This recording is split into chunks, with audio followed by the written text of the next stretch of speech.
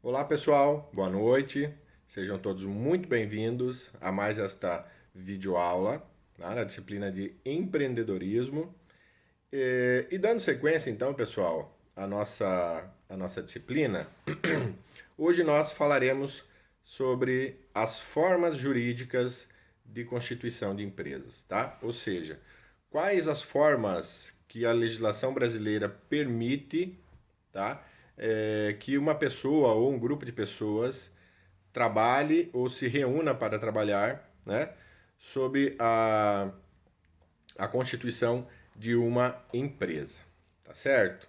Então, o modelo de funcionamento, pessoal, que a empresa terá, ele é que irá determinar qual é a melhor forma, tá certo, de estabelecer um negócio. Ou seja, primeiro nós precisamos saber os parâmetros, né, nos quais a empresa irá funcionar, como ela irá trabalhar, né, como é que será o processo de trabalho dessa empresa, para só depois então determinar ou escolher qual é que vai ser a forma jurídica para que essa empresa preste o seu serviço ou comercialize os seus produtos. Tá joia? Pessoal, então todos nós sabemos que uma empresa ela pode sim então significar a realização de um sonho, né? A realização do sonho de uma pessoa seja ter o seu próprio negócio, né? Ter a sua independência financeira, tá certo?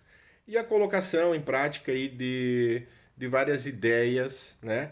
Para novos produtos ou para a prestação de novos serviços, tá? Então, para tirar esse projeto da empresa do papel, é preciso parar para pensar um pouco, então, nas questões legais, tá? Que irão garantir que tudo saia de forma correta e traga êxito para esse novo empreendimento, tá? Então, para que se possa operar uma empresa de forma legal, é preciso que ela esteja regulamentada, né, sob um regime jurídico pré-estabelecido ou na Constituição Federal Brasileira ou então no Código Civil Brasileiro. Tá joia? Então, um dos pontos que a gente destaca aí, pensando em relação à forma jurídica das empresas, como o professor já colocou anteriormente, é realmente pensar antes, tá? De como será o processo de trabalho dessa empresa. Como é que essa empresa irá trabalhar para prestar o seu serviço ou vender os seus produtos e aí sim, somente depois definir qual é a forma jurídica que esta empresa então será registrada, tá certo? Então, para a gente começar a falar aí, nós elencamos aqui a primeira forma jurídica que se pode estabelecer uma empresa é uma sociedade empresária, tá? Ou melhor, a forma empresária, que é a antiga firma individual. Hoje nós temos o microempreendedor individual, que é o MEI, tá? Então, esta forma, MEI, ela é constituída por uma única pessoa, tá?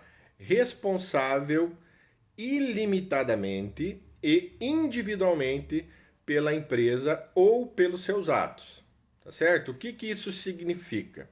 Significa que uma empresa registrada no regime MEI, a pessoa que for então a proprietária dessa empresa, ela responde conjuntamente a sua pessoa física com a pessoa jurídica, tá? Ou seja, se a empresa ficar devendo, né? A empresa quiser ser fechada e ela ficar devendo e não tiver dinheiro para pagar, os seus credores, ou as pessoas que têm para receber dessa empresa, elas podem cobrar da pessoa que é a proprietária desta empresa. Tá joia?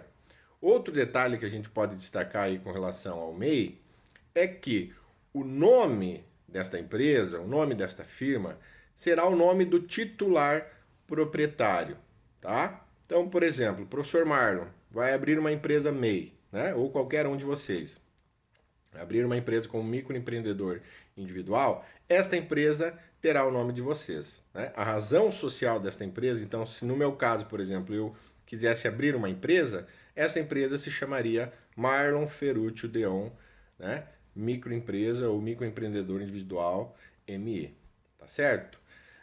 Esse tipo de empresa, pessoal, esse tipo de forma jurídica, ele se aplica a atividades de indústria, tá? Ou comércio, sendo que o ativo e o passivo, por exemplo, né? Estoques, máquinas, contas a pagar, contas a receber, caixa e assim por diante, né? Todos os direitos e obrigações, então, da empresa, elas podem ser transferidas para outra pessoa jurídica, ou seja, para outra empresa, tá? Porém, a empresa em si, por ser empresária, por ser uma microempresa individual, ela é intransferível. Vejam bem, observem esse detalhe, tá? Então, uma MEI, ela não pode ser vendida, tá? Então, cabe a gente destacar aqui, frisar bastante, que a firma individual não pode ser vendida e ela também não admite sócios, tá certo? Então você não pode ter sócios em uma microempresa individual, tá joia? A segunda forma jurídica para registro de empresa que a gente destacou aqui para a aula de hoje é a sociedade empresária por cotas ou, nos termos mais populares aí, uma sociedade limitada, tá certo? Então, onde que cada pessoa ou cada sócio ela responde proporcionalmente à sua cota aplicada no capital social investido. Tá joia? Então, vamos explicar aí em outros termos, tá? Então, a empresa, pessoal, ela será constituída por dois ou mais sócios, tá? A atividade que essa empresa irá exercer, ela pode ser uma atividade industrial ou comercial, ou seja, ela pode produzir algum bem ou simplesmente comercializar este bem, ou a união dos dois, né? Produz e comercializa, tá? A responsabilidade de cada sócio, então, ela é limitada à importância do capital social, certo? Que foi dividido inicialmente em cotas. Essas cotas, então, correspondem a partes, né, da empresa. Porém, todos esses sócios que compõem essa empresa limitada, eles respondem solidariamente pela integralização total do capital social. Então, vamos lá. O que isso significa, professor? O que significa responder solidariamente pela integralização do capital social? Significa, na prática, vamos tentar colocar aqui de uma forma bem simples, para que todos, né, para que facilite o entendimento de todos.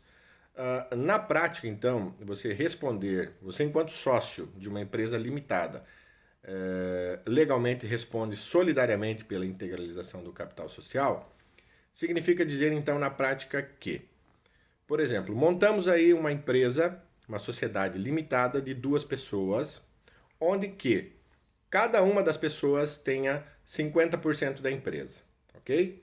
Então, digamos que o capital inicial, o capital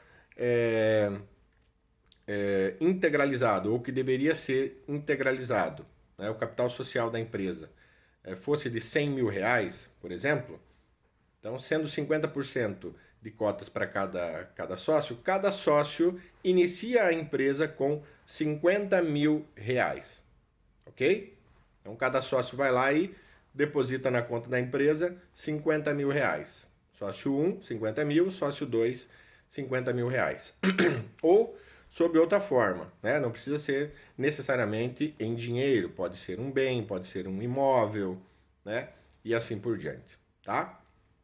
E aí a empresa então começa a trabalhar, começa a produzir, começa a vender, enfim. Passa algum tempo e essa empresa, digamos que ela venha a fechar. Abre falência, né? Entra em processo de recuperação judicial. Então isso significa que essa empresa ela tem credores. Quem é que são esses credores? Fornecedores, tá? Governo, colaboradores, funcionários, tá? E assim por diante. Então, digamos que ao término do exercício, né, ao término das atividades dessa empresa, ela não tenha dinheiro em caixa suficiente para pagar, né, os seus credores, digamos assim, ela vai responder, então, os seus sócios irão responder de forma solidária. Tá? Agora que vem o detalhe. Se eu, sócio 1, por exemplo, integralizei os meus 50 mil reais de capital social, né? Integralizei esses 50 mil, que correspondia à minha parte, de fato, né? Não só no papel, no contrato, mas o meu sócio, dos 50 mil reais, ele integralizou somente 30 mil reais de fato, né? No contrato está lá 50 mil, mas ele integralizou somente 30 mil reais, tá? E aí começamos a trabalhar e essa empresa chegou um momento em que ela precisou ser fechada, tá? O que acontece então na prática? Eu respondo por essas dívidas da empresa até 50% do valor das dívidas, que correspondem à minha cota, que é de 50% da empresa, certo? Então, as dívidas que ficam para trás dessa empresa, 50% é minha e 50% é do sócio número 2. Mas como ele não integralizou os 50 mil reais, né, que correspondia aos seus 50% da empresa, totalmente, ele investiu somente, inicialmente, 30 mil reais, nós temos aí um descoberto de 20 mil reais no capital social dessa empresa, tá ok? Se esse meu sócio número 2 não integralizar os outros 20 mil reais, eu, sócio número 1, posso ser responsabilizado por esses 20 mil reais também. Então, os credores dessa empresa, fornecedores, governo, através de impostos, né? E funcionários, colaboradores através de direitos trabalhistas, podem responsabilizar eu, sócio número 1, por aqueles 20 mil reais que faltam da integralização que o sócio número 2 não fez, tá? Então eu posso ter que estar puxando dinheiro do meu bolso para cobrir esses 20 mil reais que o meu sócio não integralizou no capital social da empresa.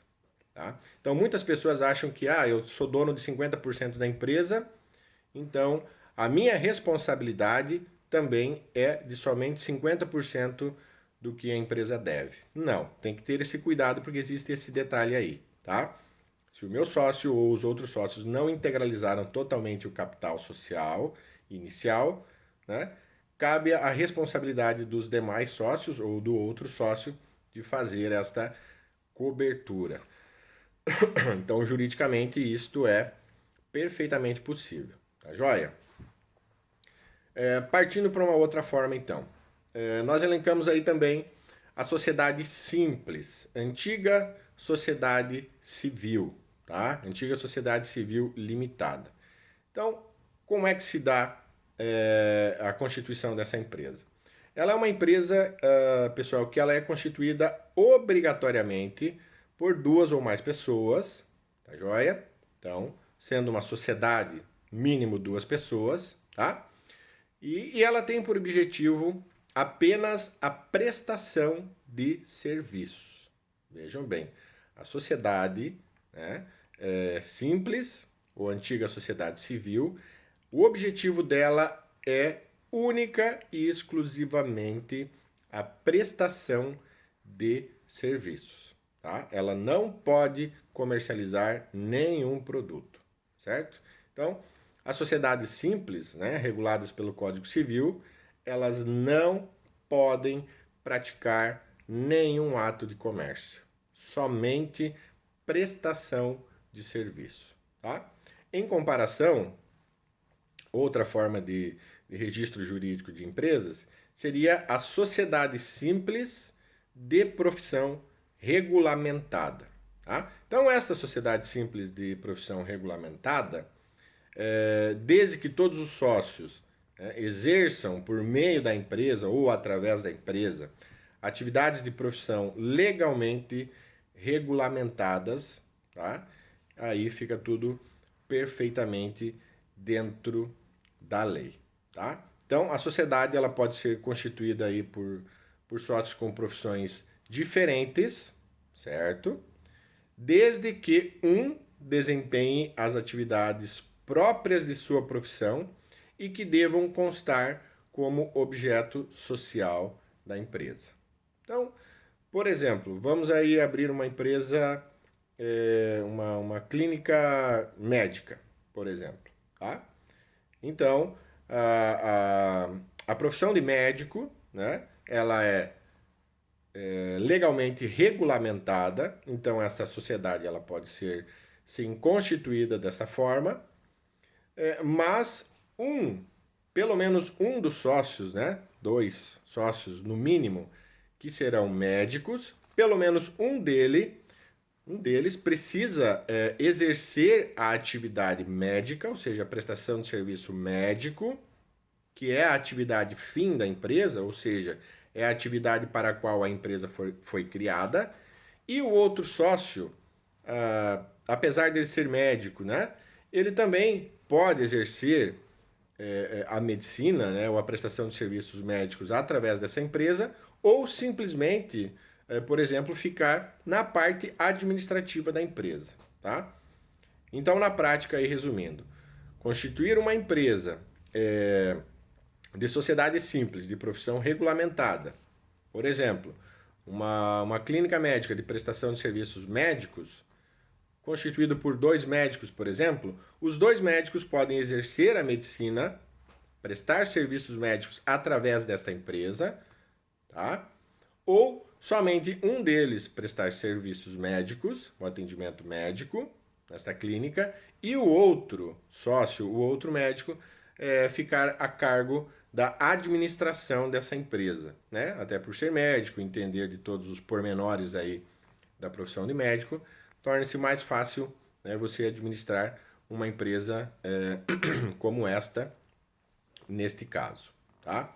Então, a particularidade desse tipo de regime jurídico para empresas é que os profissionais precisam ter a sua profissão regulamentada, tá? Para poder abrir esse tipo de empresa. Então, médicos, dentistas, enfim, né?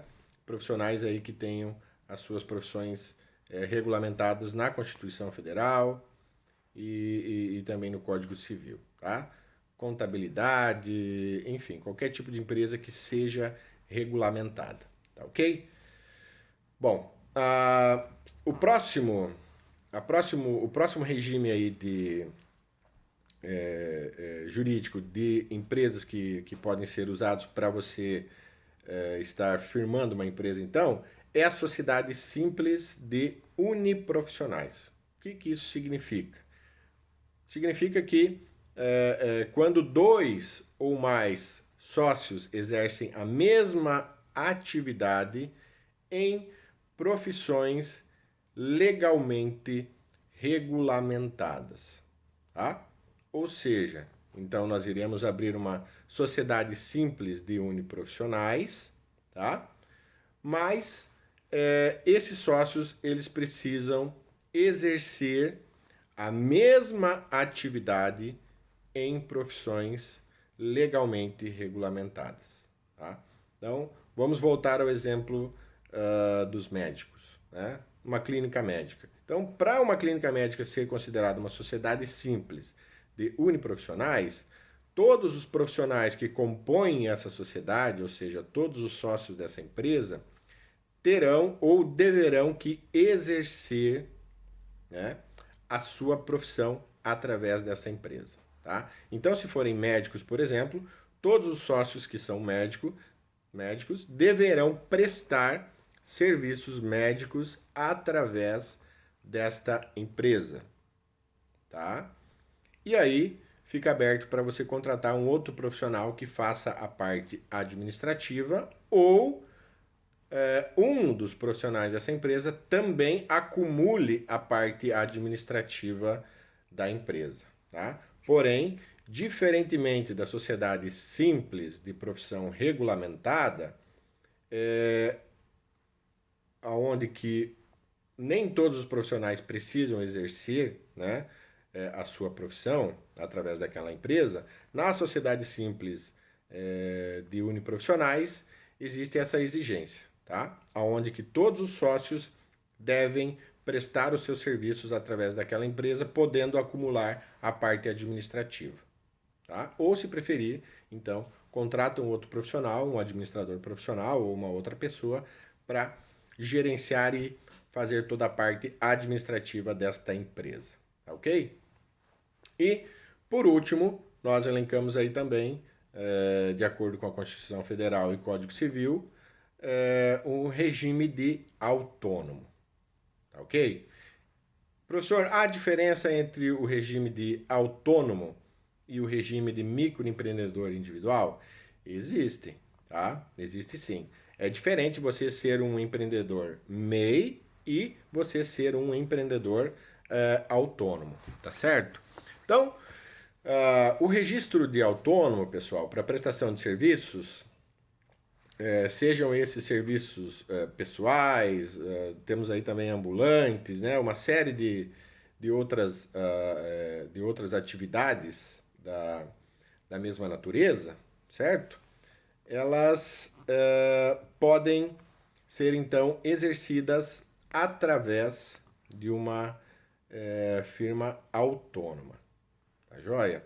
Então, esta empresa, este autônomo, ele deverá fazer o seu registro na prefeitura do seu município, certo?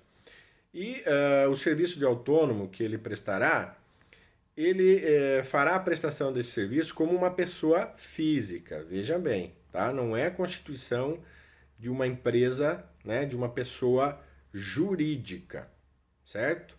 Mas, apesar de ser registrado como um serviço em pessoa física, este autônomo, então, devidamente regulamentado na prefeitura do seu município, ele pode emitir, então, recibo próprio, tá, pela prestação de serviço, um recibo próprio profissional autônomo, ou ainda ele pode emitir nota fiscal, que também será tributada, ou seja, irá pagar imposto, né?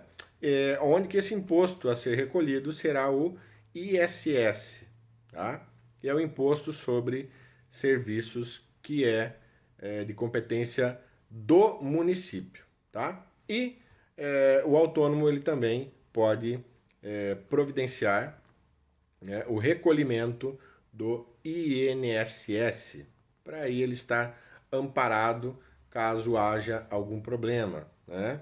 Ninguém está livre de que aconteça, por exemplo, aí um acidente de trabalho e que a pessoa, né, ou uma outra doença, e que a pessoa precise ficar afastada por um período curto ou por um período mais longo das atividades profissionais, certo? Então o autônomo ele também, desde que esteja devidamente regulamentado na prefeitura, ele pode estar recolhendo o INSS e assim ficando amparado legalmente, né, por todas as condições aí que o INSS nos proporciona, tá? Então, afastamento do trabalho por motivo de doença, por acidente e assim por diante. Tá joia? Então, pessoal, esta foi a nossa aula de hoje. Espero que vocês tenham realmente compreendido aí o que a gente se propôs a passar para vocês, tá?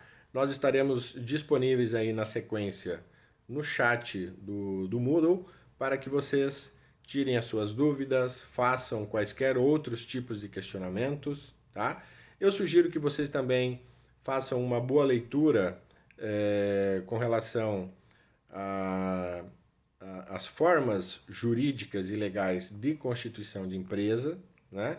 Busquem outros materiais, nós temos aí vários materiais disponíveis, né, que tratam desse tema, e eu vou deixar também na sequência aí da aula, num outro documento, alguns artigos da Constituição Federal e também do Código Civil Brasileiro, né, que dão base legal para a constituição jurídica de empresas, tá? Para que as empresas realmente possam trabalhar dentro da legalidade, né? Cumprindo com todas as suas obrigações, mas também respaldado pela lei, para que, caso alguma coisa de ruim aconteça, né? O seu proprietário ou os seus colaboradores, os seus funcionários possam estar amparados legalmente, caso ocorra aí, como a gente já comentou, algum acidente de trabalho, né? Ou a pessoa for acometida por alguma doença que necessite de afastamento das atividades profissionais. Tá ok? Então, agradeço a todos vocês pela atenção e, como eu já comentei, estarei disponível agora no chat para que vocês tirem suas dúvidas ou façam quaisquer outros questionamentos. Tá joia? Um abraço para todos vocês, espero que tenham gostado e até a nossa próxima videoaula. Tá joia? Muito obrigado.